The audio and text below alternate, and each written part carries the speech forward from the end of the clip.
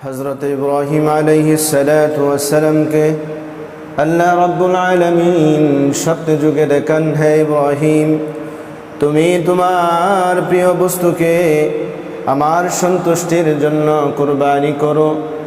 তো হযরত ইব্রাহিম আলাইহিসসালাম সর্বপ্রথম আল্লাহর সন্তুষ্টির জন্য দুম্বা কুরবানি করলো, কিন্তু আমার আল্লাহ রাব্বুল আলামিনের ওই কুরবানিও পছন্দ হলো না। আবার স্বপ্নে দেখাই, হে ইব্রাহিম তুমি আমার সন্তুষ্টির জন্য কুরবানি করো। হযরত ইব্রাহিম আলাইহিসসালাম ওট কুরবানি করলো, তাও আমার আল্লাহ রাব্বুল আলামিনের পছন্দ হলো না। এভাবে হযরত ইব্রাহিম আলাইহিসসালাম একের পর এক পশু কুরবানি করতে লাগলো, কিন্তু আল্লাহ রাব্বুল আলামিনের কাছে ওই কুরবানিগুলো গ্রহণযোগ্য হলো না, গ্র্যান্টেড হলো না। সর্বশেষ হযরত ইব্রাহিম আলাইহিসসালাম বুঝতে পারলো সবচেয়ে প্রিয় বস্তু তো একমাত্র তার সন্তান। তো হযরত ইব্রাহিম আলাইহিসসালাম তার সন্তানকে কুরবানি করার জন্য সন্তানকে বলল, হে আমার প্রিয় সন্তান, আল্লাহ রাব্বুল আলামিন আমাকে আদেশ করেছে আমার প্রিয় বস্তুকে আল্লাহর সন্তুষ্টির জন্য কুরবানি করতে। তো হযরত ইব্রাহিম আলাইহিসসালাম বলে, قال يا بني إني أرى في المنام أني أذبحك فانظر ماذا ترى।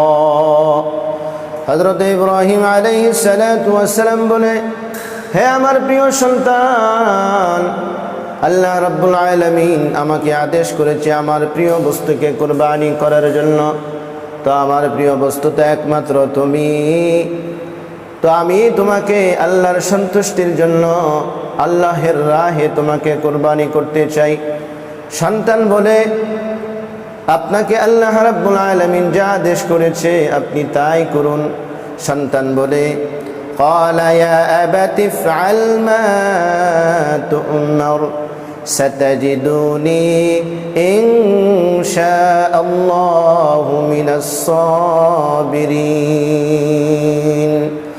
হযরত ইসমাঈল আলাইহিসসালাম বলে, হে আমার পিতা, আপনাকে আল্লাহ রাব্বুল আলামিন যা আদেশ করেছেন আপনি তাই করুন, নিশ্চয়ই আপনি আমাকে ধৈর্যশীলদের সঙ্গে পাবেন। قال يا تفعل ما تؤمر ستجدني إن شاء الله من الصابرين। তো হযরত ইসমাঈল আলাইহিসসালাম বলে, আপনাকে আল্লাহ রাব্বুল আলামিন যা আদেশ করেছে আপনি তাই করুন। আল্লাহ রাব্বুল আলামিন আপনাকে হুকুম দিয়েছে আপনার প্রিয় বস্তুকে কুরবানি করতে, আপনি তাই করুন। মুহতারাম হাজরিন, এখানে আল্লাহ রাব্বুল আলামিন হযরত ইব্রাহিম আলাইহিসসালামের মনের কুরবানিকে আল্লাহ রাব্বুল আলামিন দেখতে চেয়েছিল, যে আল্লাহ রাব্বুল আলামিনকে হযরত ইব্রাহিম আলাইহিসসালাম তার সন্তানকে বেশি মহব্বত করে না আল্লাহ রাব্বুল আলামিনকে মহব্বত করে। মেরে দোস্ত বুজুর্গ, এই জন্য আমরা যারা কুরবানি করব আমাদের 1 নাম্বার শর্ত থাকবে, আমরা আমাদের মনের কুরবানি করব। আমরা আমাদের মনের ইচ্ছাকে আল্লাহর সন্তুষ্টির জন্য সুপর্দ করব। আর যদি দুনিয়ার কোনো স্বার্থ থাকে, দুনিয়ার কোনো যদি লোভ লালসা থাকে, তাহলে আল্লাহ রাব্বুল আলামিন তো আপনার কুরবানি কবুল করবেন না। আল্লাহ রাব্বুল আলামিন এক আয়াতের মধ্যে বলেন, লাইয়ানালাল্লাহু লুহুমুহা ওয়ালা দিমাউহা ওয়ালাকিন ইয়ানালুহুল্লাহুত তাকওয়া মিনকুম। আল্লাহ রাব্বুল আলামিন বলে, হে দুনিয়ার মানুষ,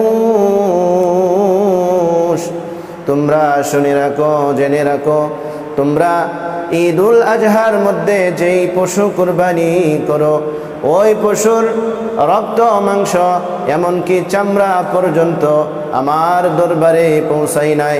আমার দরবারে একমাত্র ওয়ালাকিন ইয়ানালুহুল্লাহুত তাকওয়া মিনকুম, আল্লাহ রাব্বুল আলামিন বলে দুনিয়ার কোনো কিছুই আমার কাছে পৌঁছাই নাই, একমাত্র বান্দা তোমার তাকওয়া আমার দরবারে পৌঁছাই।